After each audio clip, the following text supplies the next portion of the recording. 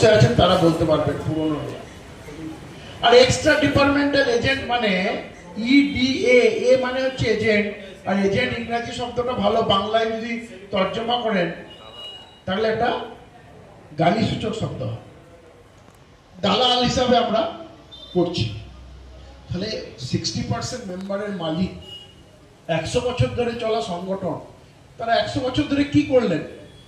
তাদের ভালো কখন হলো যে ইডিদের এই গালিসূচক শব্দ নিয়ে আছে?